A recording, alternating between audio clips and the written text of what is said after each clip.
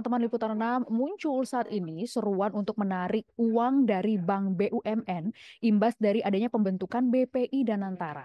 Nah, BPI Danantara yang akan diluncurkan pada tanggal 24 Februari mendatang ini diklaim akan menjadi mesin baru Presiden Prabowo Subianto untuk menggenjot perekonomian Republik Indonesia. Lembaga yang digadang-gadang akan menjadi super holding BUMN ini nantinya akan mengelola dividen dan aset BUMN yang juga nanti muaranya adalah untuk menambah investasi. Begitu ya teman-teman.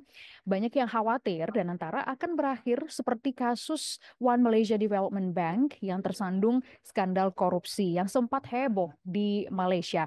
Nah, untuk membahas terkait dengan BPI Danantara ini kita sudah bergabung dengan Toto Pranoto, pengamat BUMN. Selamat siang Pak Toto, apa kabar, sehat Pak? Selamat siang, Gracia. Sehat. Oke, baik. Pak, saya langsung saja nih Pak, yang saat ini sedang ramai diperbincangkan. Kalau Bapak melihat dari secara ekonomi nih Pak, model badan usaha seperti Danantara ini apakah bagus untuk pengelolaan aset BUMN atau sebenarnya ini justru berpotensi memunculkan celah korupsi ataupun celah-celah kasus-kasus lainnya Pak? Ya, kan sebetulnya mungkin keinginan dari pemerintah, Presiden Prabowo ya, kan maunya supaya BUMN di Indonesia itu lebih punya daya saing lah ya, kompetitiveness levelnya meningkat. Jadi kalau masih di bawah model pengelolaan di bawah Kementerian BUMN mungkin itu dianggap cukup lambat lah begitu ya. Sehingga mungkin kemudian dilihatlah benchmark ke beberapa tempat lain, misalnya kalau dilihat di Singapura ada namanya Kazana, Temasek, di Malaysia ada Kazana begitu ya. Itu kan Hmm, adalah model-model seperti super holding company, pengelola BUMN, di mana kemudian mereka organisasinya jauh lebih punya otonomi begitu ya, lebih ya. punya agility sehingga juga pengambilan keputusan dan lain-lain bisa jauh lebih cepat.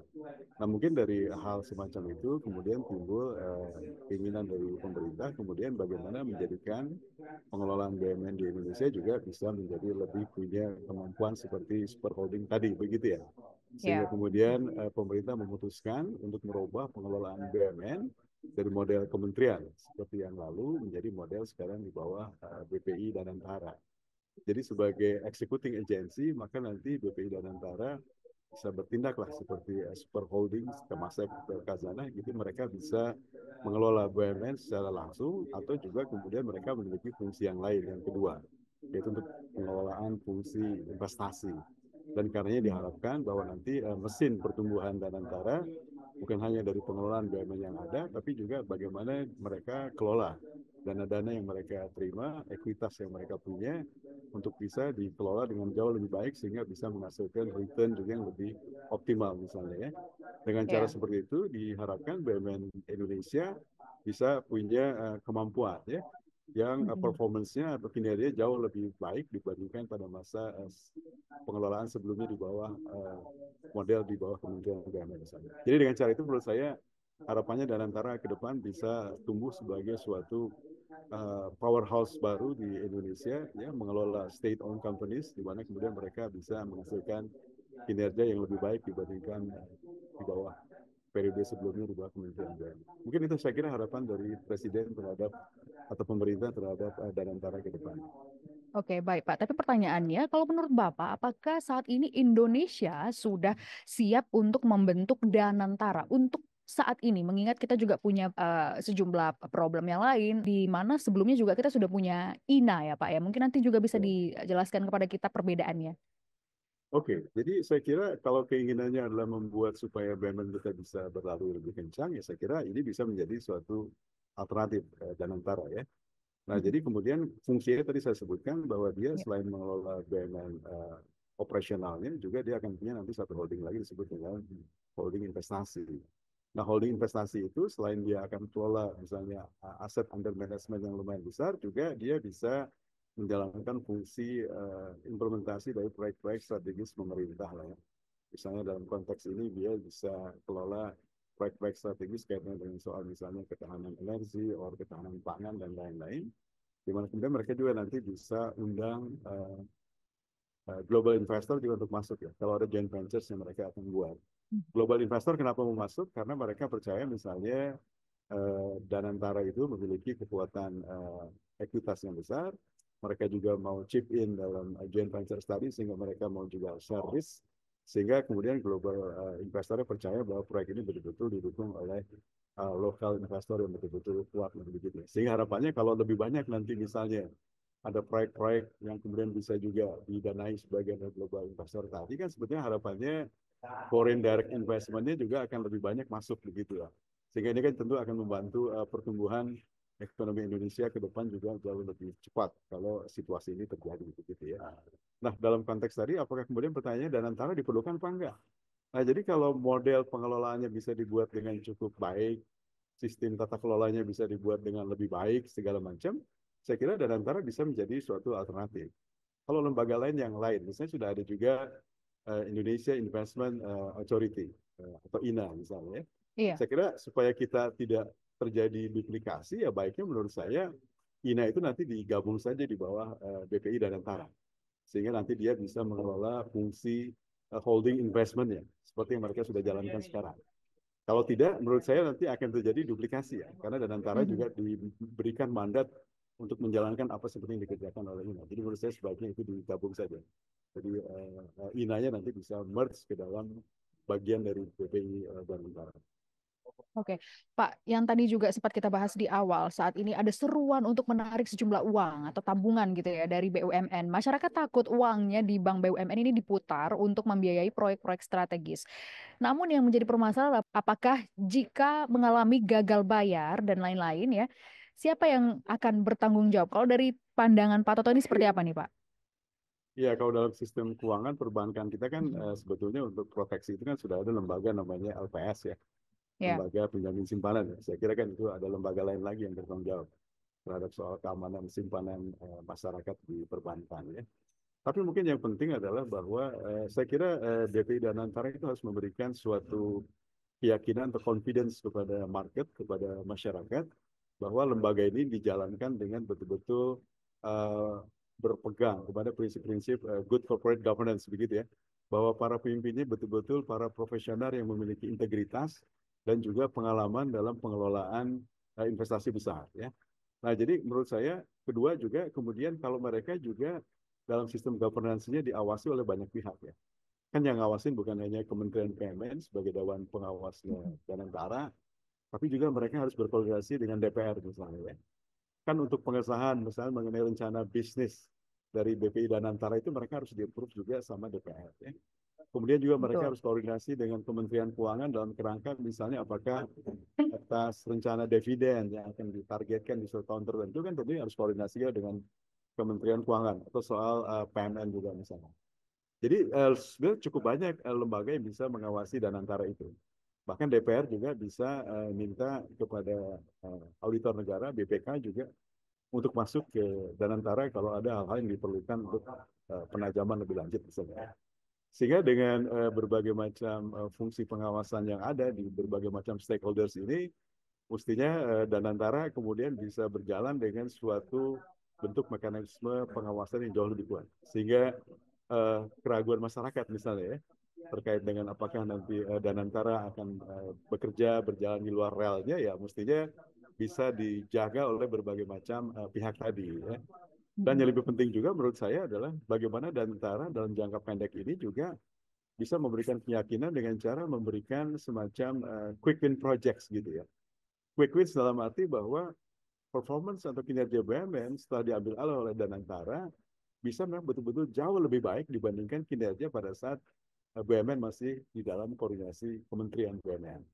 Jadi kalau misalnya performance-nya betul-betul bisa ditingkatkan, ya, dan kemudian evaluasi terhadap Danantara juga relatif cukup baik dalam waktu jangka pendek ini, maka itu menurut saya bisa memberikan confidence kepada market, kepada publik bahwa memang Danantara betul-betul menjadi lembaga yang memang jauh lebih baik dibandingkan pada saat BUMN dikelola oleh pihak kementerian misalnya.